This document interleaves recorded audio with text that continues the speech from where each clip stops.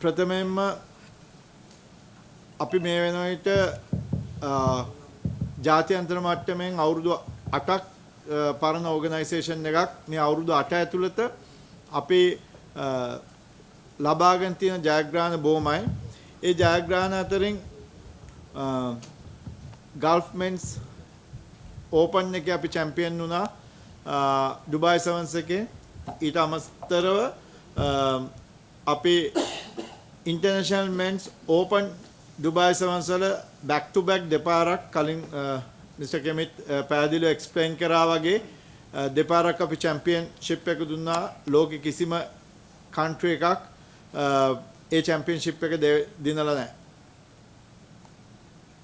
ඉතින් ඒ අතරතුරදී ජාත්‍යන්තර විධායක සභාව විසින් කිව්වා අපි දැන් ලෝකේ සවුත් ඇෆ්‍රිකාවල, ඔමාන් වල, බහරේන් වල, ඕස්ට්‍රේලියා, ජපාන් මේවා වල, ඉංග්ලන්ඩ්, වේල්ස් හිමින් අපේ බ්‍රාන්ච් යුනිට් පටන් අරගෙන තිනකොට ඇයි අපි ලංකාවට එන්නේ නැත්තේ කියලා මේක වසර 5කට කලින් සිද්ධ වුණේ. ඉතින් අපි හිතුවා රයිට් මේක තමයි අපේ කාලේ කියලා අපි ශ්‍රී ලංකාවට ආවා. ඇවිල්ලා අපි ස්පෝර්ට්ස් අපේ ස්ටාර්ට් කරලා අපි බී ඩිවිෂන් චැම්පියන් වුණා 2020 මිස් සුජානේ මම නිවැරදි අපි 2023 බී ඩිවිෂන් චැම්පියන් වුණා. ඊට පස්සේ අපිට ඇක්‍රඩේෂන්ස් හම්බුණා ඒ ඩිවිෂන් ප්ලේ කරන්න. කනගාටුදායක සිදුවීම නම් අපි ඒ ඩිවිෂන් ප්ලේ කරන්න ආපු දවසේ සිටම ගොඩක්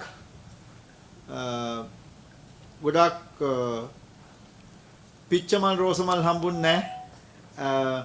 කට්ටිය නිකන් අපි තවත් කාගවත් රාජධානියකට අපි ඇවිල්ලා අපේ අනසක පතුරවන්න වගේ හරිම හොඳ ප්‍රසාදවත් ආගන්තුක සත්කාරයක් නෙමෙයි ලැබුණේ. ඉතින් ඒකට අපි කිසිම විදියකින් නොසැලී අපේ ගෞරවනීය විදියට අපි ඉදිරියට ගියා. කෙසේ හෝ අප ප්‍රථම වසරේම ඒ ඩිවිෂන් ප්ලේ කරපු අවුරුදු 70කට වඩා පැරණි ක්ලබ්ස් දෙකක් අපි පරාජය කිරීමට හැකියාව ලැබුණා. CH කණ්ඩායමත් ලීග් තරඟාවලියේදී නාවික හමුදා කණ්ඩායමත් අපි පරාජය කරා.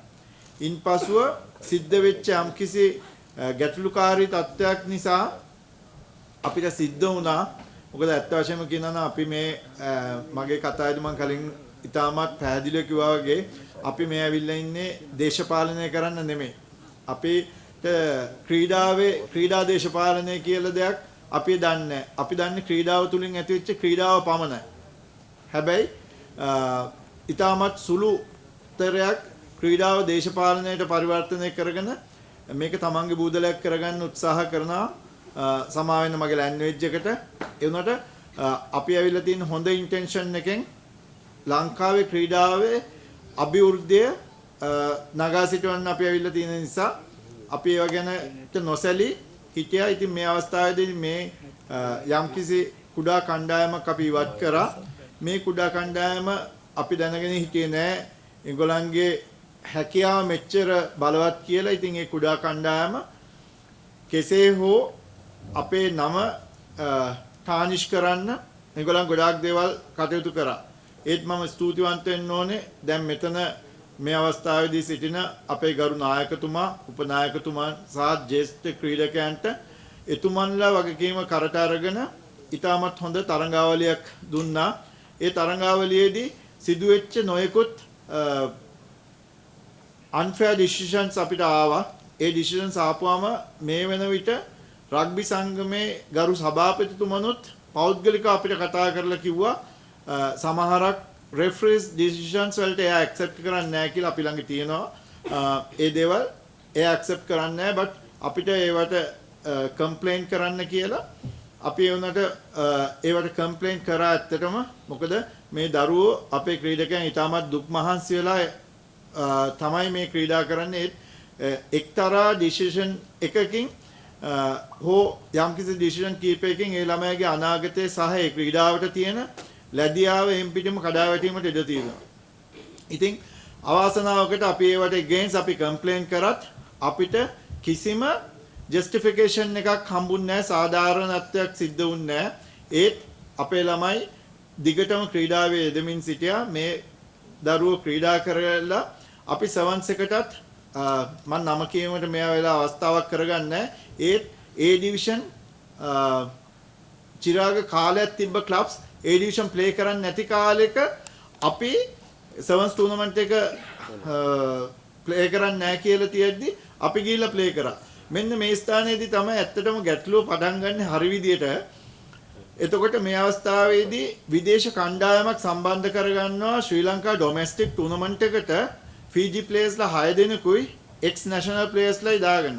ඉතින් මේ අවස්ථාවේදී මට සිද්ධ වෙන යම් අවස්ථාවකදී අහන්න එහෙමනම් අපිටත් පුළුවන්ද කියලා ඉන්ටර්නැෂනල් ප්ලේයර්ස්ලා ප්ලේ කරන්න. මොකද මම මගේ කතාව ආරම්භයේදීම කිව්වා අපි කොච්චර ඉන්ටර්නැෂනලි ස්ට්‍රෝං ටීම් එකක්ද කියලා. අපිට පුළුවන්කම තියෙනවා ෆීජි, සවුත් ඇෆ්‍රිකා, නිව්සීලන්ඩ් අපිට ක්‍රීඩා කරන ෆ්‍රාන්ස් මේ රටවල ක්‍රීඩකයෝ ගෙනල්ලා ලංකාවේ ක්‍රීඩා කරලා කප් දිනන්න. හැබැයි අපේ ඉන්ටෙන්ෂන් එක තිබ්බේ මේ ටූර්නමන්ට් එක ප්ලේ කරලා අපේ ලංකාවේ ඒ ළමයිට අවස්ථාවක් දෙන්න මිසක් මේක ඉන්ටර්නැෂනල් ටූර්නමන්ට් එකක් වශයෙන් ප්ලේ කිරීමට නෙමෙයි.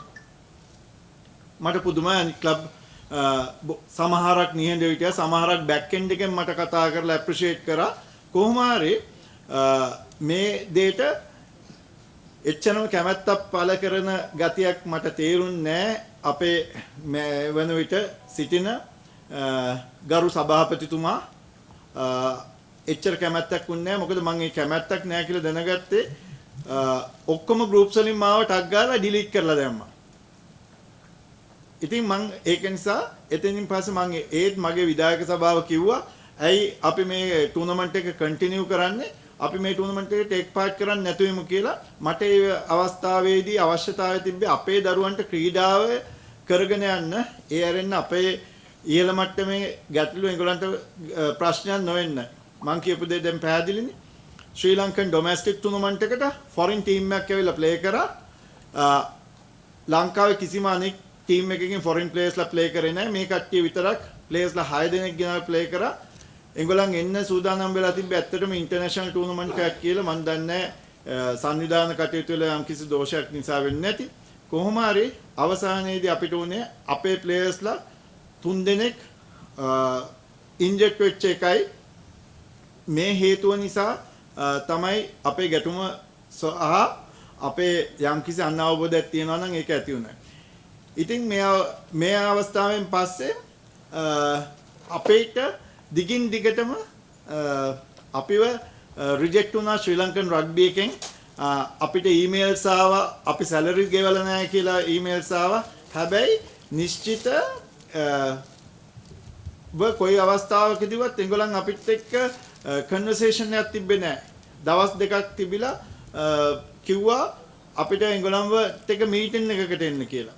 ඊට පස්සේ අපි කිව්වා අපිට මේ දවස්වල මීටින් එකකට සම්බන්ධ වෙන්න බෑ කියලා. අපි ඊළඟ ඩිසිෂන් එක දැක්කේ විද්‍යුත් මාධ්‍ය දෙකකින්. මට මේ අහම්බෙන් වගේ හම්බුනේ විද්‍යුත් මාධ්‍ය දෙකකින් කියලා තිනවා ශ්‍රී ලයන්ස් එක ප්ලේයර්ස්ලාට පඩි ගෙවන්නේ.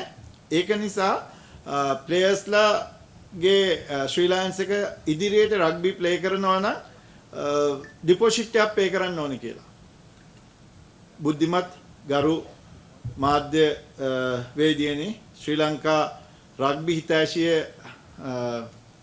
රග්බි සියලු දෙනාටම කියන්න කැමතියි. අපි මේ ශ්‍රී ලංකාවේ රග්බි A ඩිවිෂන් ඔබ තමුන්නාසලා දකින්න නැති මේ බජට් එකේදී අපි කොච්චර වියදම් කරලා තියෙනවද කියලා. මෙච්චර වියදම් කරාට අපිට මේ වෙනතෙක් හම්බ වෙලා තියෙන්නේ ශ්‍රී ලංකා රග්බි යුනියන් එකෙන් කියලා බෝල 5ක් විතරයි. එතකොට මේ බෝල 5ට අමතරව අපිට කිසිම දෙයක් අපිට ලැබිලා නැහැ. අපි හැබැයි ඉල්ලගෙන ගියෙත් නැහැ. මොකද අපි දන්නවා අපි ඇවිල්ලා තියෙන්නේ එංගලන්ගෙන් අපිලා අපේ කණ්ඩායම් දිනු කරන්න නෙමෙයි. හැබැයි සාධාරණව මේම ගැටලුවක් තියෙනවා නම් එංගලන්ට මේක වෙනත් ආකාරයෙන් මැදිහත් වීමට අවස්ථාවක් තිබුණා. ඉතින් අවසාන ප්‍රතිඵලය වුණේ අපේ ඉන්ටර්නැෂනල් ටීම්ස් වල කට්ටියට කවුරු හරි ඒක තමයි කනගාටුදායක දෙයක්. මේවා ට්‍රාන්ස්ලේට් කරලා ඇරලා එහි ඉන්න කට්ටියාන මොකද්ද මේ ප්‍රශ්නේ අපි මොගලන්ත එක්ක ශ්‍රී ලයන්ස් එක මෙච්චර කාලයකට ප්ලේ කරනවා අපිට කවදාකවත් මේ වගේ ඉන්සිඩන්ට් එකක් වෙලා නැහැ what is happening in Sri Lanka කියලා. ඊට පස්සේ අපිට අපේ කීර්තිනාමයට අගෞරවයක් කිරීම කීර්තිනාමය වෙනුවෙන් අපි ඔප්ෂන් දෙකක් අරගෙන තියෙනවා. මේ වෙනකන් වුණත් අපි ඒක ඩිලේ කරේ. අපි මේ රටේ ක්‍රීඩාව නගා සිටින කැමැති ඒ සමහර නිලතල දරන මහත්තුරු ඉතාමත් කැපවීමෙන් මේ දේ ගොඩ ගන්න උත්සාහ කරනවා. අපිට මේ දේවල් කඩාකප්පල් කරන්න අවශ්‍යතාවයක් නැහැ. පළවෙනි එක ප්‍රසිද්ධියේම ඔවුන්ගේ අතින් වෙච්ච වැරද්දට ඔවුන් නැවිලා අපෙන් සමාව ගන්න ඕනේ.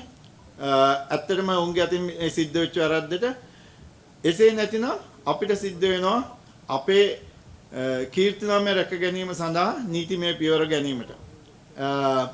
අපි ඕනෑම අවස්ථාවකදී නැවත A division rugby play කිරීමට අපි සූදානම්. අපි එහෙම අපි අවුරුදු 5ක දීර්ඝකාලීන සැලැස්මකට ආවේ. අපි කවදාකවත් ලංකාවේ හිටපු top level players ලාව ගත්තේ නැහැ. අපිට ground එකක් නැති නිසා කියලා අපිට බැරිකම කියව හිටියේ නැහැ. ඉතින් අපි අවස්ථාවක් දුන්නා. අපේ මේ ක්‍රීඩාව නගා සිටවන්න ඒ හා සාපේක්ෂව අපිට ඒ පැත්තෙන් හම්බෙච්ච සපෝට් එක ඉතාමත් මදි. ඒ කෙසේ වුණත් අවසාන තීරණය මේකයි. අපි A division rugby play කරන්න කැමති. අපේ ටීම් එක ready. අපේ ඒ කියන්නේ අපේ මේ කරේ opportunities දීම පිළිබඳවයි මම ස්තුතිවන්ත වෙනවා ඒවකට සිටපු interim committee එකේ ඒ මහත්තුරුන්ට අපි ඉන්ට්‍රොඩියුස් කරාට A division rugby කරන්න අපි ප්‍රොමෝට් කරාට අපි දිරිමත් කරාට අවසාන වශයෙන් මේක තමයි යථාර්ථයේ Sri Lanka rugby Sri Lions A division play කිරීම සම්බන්ධව තියෙන්නේ. අර ඔප්ෂන් දෙක තියෙනවා. ඒ ඔප්ෂන්ස් දෙකෙන් කැමති එකක් පුළුවන් ශ්‍රී ලංකා රග්බි වලට සිලෙක්ට් කරගන්න. ඒගොල්ලන්ට ඕනේ මොකද්ද කියලා. අපි කැමති මේක ගොඩාක් දුරදිග නොයා ගොඩින් බේරගන්න එමන් දන්න අලාභේ හානිය කීර්තිනාමයට හානිය අපිටයි සිද්ධ වුනේ. එපමණක් නෙවෙයි විශේෂම දේ ඇවිල්ලා කලින් ක්ලබ්ස් 9ක් තිබ්බ එක දැන් මට ආරංචිලා තියෙනවා මේ වෙනකොට අපි ක්‍රීඩා කරන ක්ලබ් 7ක් වෙනවා කියලා. හැබැයි හරි විදියට මෙතුමන්ලා උත්සාහ කරන්න ඕනේ ක්ලබ් 9ක් තිබ්බ එක ක්ලබ් 14ක් කරන්න. ගම් මට්ටම් බිම් මට්ටම් උදව් කරලා. ඉතින් ඒ දේ එසේ සිදු වෙන්නේ නැහැ. සිදුවේ නැති ස්වභාවයක් තියෙනවා. තෝරාගත්ත සීමිත තැනක පමණක් ඒගොල්ලන් ක්‍රීඩකයන්ව සිලෙක්ට් කරගෙන ඒ ඒරියාස් ටික විතරක් ඩෙවලොප් කරන්න උත්සාහ කරනවා. මොකද ඒ තුලින් එතුමන්ලාගේ ඊළඟ ස්ටේජ් එක ඊළඟ පුටු වලට යෑමේ දීර්ඝ කාලීන සැලැස්මකට ඒගොල්ලන් ලෑස්ති වෙනවා. ඒ උනට අපේ වගේ අපේ තියෙන ඉතාමත් නිහතමානී අනාගත සැලසුම් කීපයක් අපිට ඕන ශ්‍රී ලංකාව තුල මේ දිස්ත්‍රික්ක තුල ගම් මට්ටමින් බිම් මට්ටමින් රග්බි ක්‍රීඩාව දියුණු කරලා ලෝකයට අභියෝගයක් ඇති කිරීමට හැකියාව තියෙන ශ්‍රී ලාංකික රග ක්‍රීඩකයන් බිහි කිරීම. ඉතින් මම දැන් ගොඩාක් කියලා කතා කරා සමාව වෙන්න. thank you very much.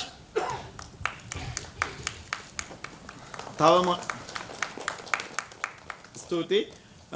තවත් මොන හරි ඒ රග්බි ක්‍රීඩාව විතරයි අනිත් ක්‍රීඩාවන් ඔක්කොම අපි තාමත් සැදී පැහැදී සිටිනවා ක්‍රීඩා කිරීමට. ඒ පමණක් නෙවෙයි අපේ B division teams මේ වෙනකොට අපි ගාල්ලේ අනුරාධපුරේ ජැෆ්නා කොළඹ අපේ B division teams රෙඩි වෙනවා ප්ලේ කරන්න. හැබැයි අවසනාවකට ගිය අවුරුදු B division ටූර්නමන්ට් එකක්වත් තිබ්බේ නැහැ.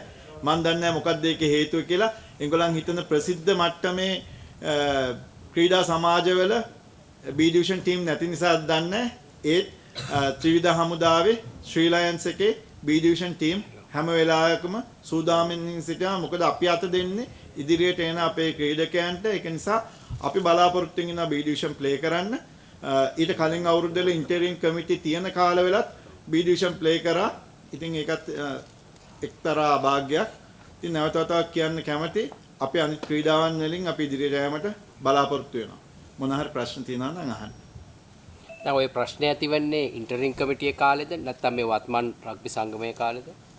ඉන්ටරිම් කමිටියේ කාලේ මහත්මයා ඉතාමත් හොඳට ඉන්ක්වයරිස් තිබ්බොත් ඉන්ක්වයරි එක පැය 24ක් පැය 48ක් ඇතුළත කෝල් කරා. අපේ රෙඩ් කාඩ් යෙලෝ කාඩ් රිපෝට්ස් හරියට අප්ඩේට් කරා. කිසිම ප්‍රශ්නයක් වුණේ නැහැ. දැන් මේ වත්මන් හරියට වත්මන් සංගමය තුල තමයි මේ හැම ප්‍රශ්නෙම ගොඩ නැගුණේ. ඒක ඊටමත් අවාසනාවක්. ඒ කියන්නේ ලබන පාර මේ සෙල්ලම් කරන්නේ නැහැ ඒ ඩිවිෂන්. ඒකේ මගෙන් නෙමෙයි මහත්මයා මේ ප්‍රශ්නේ අහන්න ඕනේ. එතුමන්ලට මම ඔප්ෂන් දෙකක් දීලා තියෙනවා මේ වෙනකොට. පළවෙනි එක ඒගොල්ලන් කියන්න ඕනේ ඒගොල්ලන් කලබල වෙලා අපොලොජිස් එකක් අපිට දෙන්න පුළුවන් නිහතමානීව. එතකොට අපි සෙල්ලම් කරනවා. එහෙමත් නැත්නම් අපේ කීර්ති නාමයට වෙච්ච හානියට අපි ඇක්ෂන් එකක් ගන්න සිද්ධ වෙනවා. ඇක්ෂන් කිව්වේ නඩු මාර්ගයේද? අපි එහෙමත් කියන්න පුළුවන්. හැබැයි ඒ නඩු මාර්ගයකට ගියොත් ශ්‍රී ලංකාවේ A ඩිවිෂන් රග්බි එකට බලපෑමක් ඇති වෙනවා නම් අපි ඒවර ගන්න අපි ආයිබෝන් කියලා ඊටමත් සතුටින් රග්බි වලින් අයින් වෙලා අනිත් ක්‍රීඩාවල වලට අපි උදව් කරනවා. ඒ කියන්නේ ඔබතුමාලා දැන් 9 වෙනි රග්බි ක්ලබ් එක විදිහට පටන් ගත්තේ තව ක්‍රීඩකයෝ 15 දෙනෙක්ට එහෙම නැත්නම් තව ක්‍රීඩකයෝ 40කට විතර අවස්ථාව දෙන්න. ඉතින් ඒ අවස්ථාව නැති වෙනවනේ එතකොට. ඒ කියන්නේ දැන්ට ලබන අවුරුදු රග සීසන් එක ගහනවා නම් ක්‍රීඩකයෝත් එක්ක ඇග්‍රීමන්ට් වලට ඇවිල්ලා ඉවරද? ඇත්ත වශයෙන්ම හොඳ ප්‍රශ්නයක් ඔබතුමාන්නේ. මේ සිද්ධිය වෙන අවස්ථාවේදී ක්‍රීඩකයෝ 12 දෙනෙක් එක්ක ඊළඟ අවුරුද්දට අපේ ඇග්‍රීමන්ට් සයින් කරලා දුන් තිබ්බේ. ඒ 12 දෙනා අපි රිලීස් කරා. මොකද මේ වගේ ගැටලුවක් තියෙන නිසා. ඉතින් ඒක අපි නෙමෙයි හිතන්න ඕනේ. ඒක රග්බි ෆෙඩරේෂන් එක හිතන්න ඕනේ.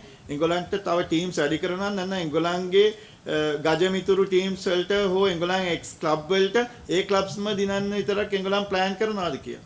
ඒක ඉතාමත් පැහැදිලිනේ සිද්ධි දාමයන් සිද්ධ වෙච්ච විදිය බලපුවා.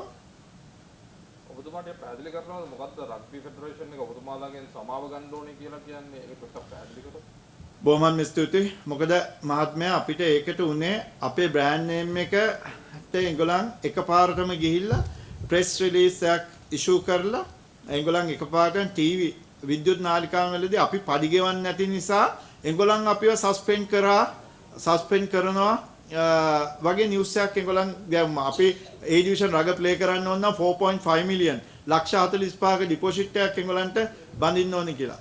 මේක ඇත්ත වශයෙන්ම කිව්වොත් අපේ රග්බි කණ්ඩායම එසේ අපේ ඇත්තටම මේ වගේ කිසි ෆයිනෑන්ෂල් ඩිෆිකල්ටි එකක් උන්නේ නැහැ.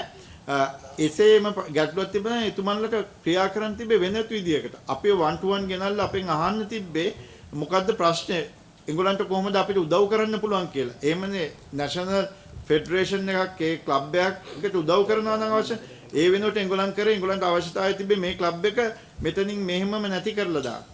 ඉතින් ඒක නිසා තමයි මට තේරෙන විදිය ඒ වගේ දෙයක් නිසා වෙන්න පුළුවන්. එකපාරටම එංගලන්ත ප්‍රෙස් රිලීෆ් එකක් දුවිලා විද්‍යුත් නාලිකාවන් දෙකක මේ නිවුස් එක එකපාරට ගැහුවේ. ඔබතුමා අදහස් කරනවද අමිතිවරයා හම්බෙලා මේ පිළිබඳව සාකච්ඡා මට්ටමින් කරලා මොකක් හරි විසඳුමක් ලබා ගන්නද? ක්‍රීඩා අමිතිවරයා දනොත් කරලා. අනිවාර්යයෙන්ම මේ අවස්ථාවක් කරගන්න ඕනේ ක්‍රීඩා අමිතිතුමා ගැන කතා කරන්න. එතුමා ඊටමත් ඕපන් ඕනම සාකච්ඡාවකට එන්න. එතුමා අනිවාර්යයෙන්ම මැදිහත් විය යුතුයි මේ අවස්ථාවේදී. මොකද ක්ලබ් 9ක් තියෙන එක ක්ලබ් 7ක් වෙන්න හදන්නේ. ඒක ඇත්තටම තව අර කලින් කතා කරපු මාධ්‍යවේදීතුමා කිව්වා වගේ තව ළමයි 45 දෙනෙක්ට අවස්ථාවක් නැති වෙන එක ක්ලබ් එකක් වැහුවොත් ළමයි 45 දෙනෙක්ටයි බෑක් ස්ටාෆ් එකේ කෝචස්ලා ෆිසියෝ මෙසියෝස් තව 10 දෙනෙක්ගේ ජොබ්ස් නැතුව යනවා. ඉතින් ඒක නිසා ක්ලබ් එකක් වහන එක නෙමෙයි කරන්නේ ක්ලබ් පුළුවන් තරම් අරින එක. ඉතින් මේ මේගොල්ලන් පුෂ් කරලා තියෙන්නේ ක්ලබ් එකක් වහන තත්ත්වයට. ඔබතුමා ඔහොම කිව්වට ක්‍රීඩා ඇමතුමා කියනවනේ ක්‍රීඩා ඇමතුමාවට පස්සේ ශ්‍රී ලංකාවේ රග්බියේ ආසියාවේ 3 වෙනි තැනට ගෙනාවා. ඉතින් ඇමතුමත් එක්ක සාකච්ඡා කරලා ඒ කියන්නේ ඔබතුමා ඩුබායි රාජ්‍යයට ඇමතුමා ආපු වෙලාවේ ස්පෝර්ට් ඩෙවලොප්මන්ට් ගැන ලංකාවේ නව ක්‍රීඩාංගණයක් ඇති කිරීම ගැන සාකච්ඡා කරා. ඒ ප්‍රතිඵල ලංකාවේ ක්‍රීඩා ලෝලීන්ට ක්‍රීඩකයන් ලැබෙන එකක් නැද්ද අනාගතේ? ඔය ඔබතුමා මාව අල්ලගන්න හදන්නේ. ලංකාවේ අනාගතය තියෙයි. හැබැයි තමන්ගේ පෞද්ගලික එජෙන්ඩා ටික එළියට දාලා අපි ඔක්කොමලා එකමුතු වෙලා මේ ක්‍රීඩාවල් නගා සිටීමේ ඒකායන බලාපොරොත්තුවකින් ඒකායන ප්‍රාර්ථනාවකින් එකතු වුණොත් අපිට මේ දේ කරන්න පුළුවන් වෙයි. එහෙම නැති වුණොත් කියන්න කනගාටුයි මහත්මයා. රග්බි තාමත් ලොකු කඩාවැටීමකට ලක් වෙනවා. ඉතින් අපි බලාපොරොත්තු වෙන ක්‍රීඩා මැතිතුමත් එක්ක මේ දේ ගැන සාකච්ඡා කරන්න. හැබැයි එක දෙයක් කියන්න කැමති රග්බි කවුරු හරි කියනවා නම් අපි දියුණු වෙලා කියලා ඇත්තටම දියුණු වෙලා නැහැ. චුට්ටක් අපි පස්සට ගිහිල්ලා බැලුවට පස්සේ අපි දැන් ගහන ඩිවිෂන් එකයි වර්ල්ඩ් ඉන්ටර්නැෂනල් ලෙවල් එකේ රග්බි දන්නේ නැති කට්ටියට පුළුවන් මේ දෙක කියලා එක්තරා ආකාරයේ වින්දනයක් ලබා ගන්න. ඒ වුණාට රග්බි දන්න ශ්‍රී ලංකාවේ රග්බි ස්ටෑන්ඩඩ් එක තිබ්බ තැන දන්න කට්ටිය මං හිතන්නේ මේ වත්මන් තත්ත්වය අද ඉන්න තත්ත්වය ගැන ගොඩාක් සතුටු වෙයි කියලා. කියන්නේ ඔබතුමා කියන්නේ කොරියන් ජපාන් ඒ වගේ රටවල් එක ගහපු එක කසකස්තාන් ඉන්දියාව වගේ රටවල් එක ගහලා දිනුවා කියන එක සම්බන්ධයෙන් ඔය කියන්නේ. අනිවාර්යෙන් අපි ඩුබයි සවන්ස් බෝල් ෆයිනල්ස් ආපු ටීම් එක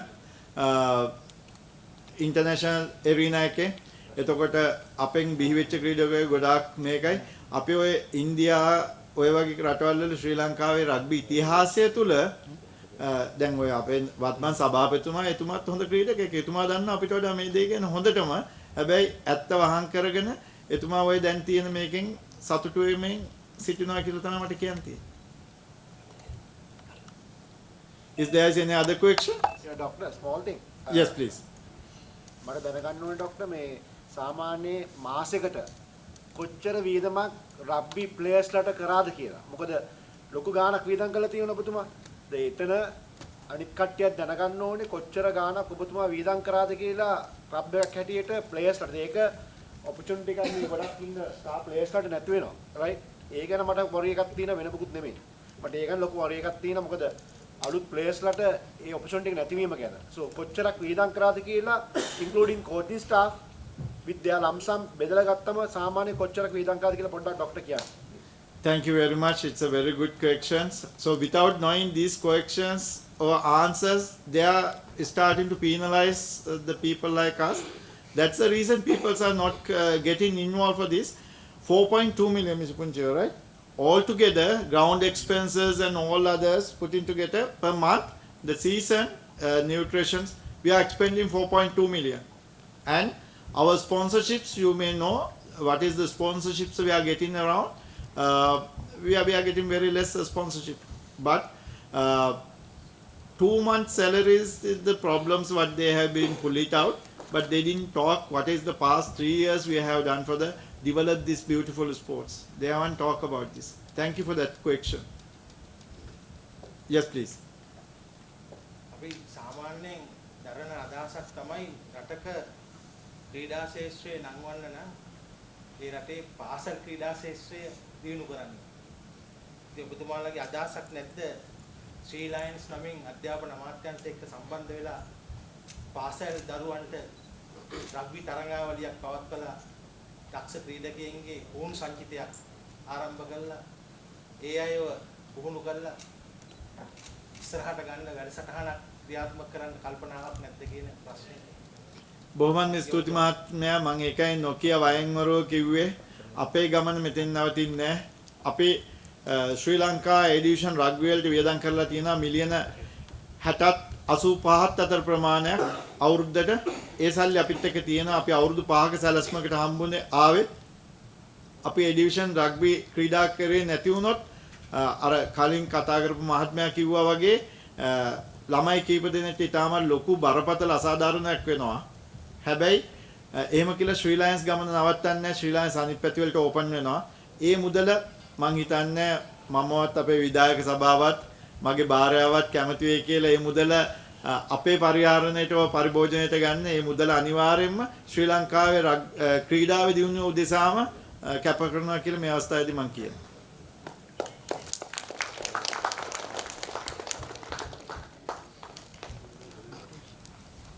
තව මොකක්ද තියනවද?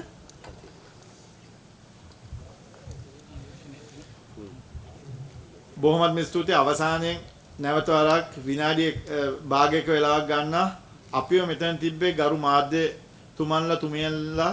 ඉතින් ඔබතුමන්ලා තුමියන්ලා හැමදාම අපි මේ මොනා කිව්වත් මේවා පෙරලා බරලලා ගවේෂණය කරලා තමයි ගන්නෙ. ඉතින් ඒ සඳහා ඔබතුමන්ලට හැම වෙලෙම නිදහස් අයිතියක් තියෙනවා. ඕනම වෙලාවක ශ්‍රී ලයන්ස් එක ඇතුළට ඕනම දෙයකට ඇවිල්ලා බලන්න පුළුවන්. අපි මේක විවෘත අපි මේ ක්ලෝස් වින්ඩෝස් එක කරන දෙයක් නෙමෙයි. අපි තාමත් විවෘත කරන්නේ රටේ ක්‍රීඩාව නංවා සිටුවීමට අපිට කළ හැකි හැම දෙයක්ම අපි කරනවා. නැවත වතාවක් අපි බලාපොරොත්තු වෙනවා ලංකාවේ ග්‍රවුන්ඩ්ස් ගොඩාක් තියෙනවා පාළු වෙලා ග්‍රවුන්ඩ්ස් වල හරියට මේන්ටේන් වෙන්නේ නැති. ඉතින් කවුරුන් හෝ මේ වගේ ග්‍රවුන්ඩ්ස් අපිට බාර දෙනවා නම් අපි කැමති ඒවා ඩිවෙලොප් කරන්න. ඒවා ඩිවෙලොප් කරන්න අවශ්‍ය රිසෝසස් එක්සත් අරාබි එමිරාජ්‍යයේ අපිට බ්ලෙසින් එක තියෙනවා, සහයෝගය තියෙනවා.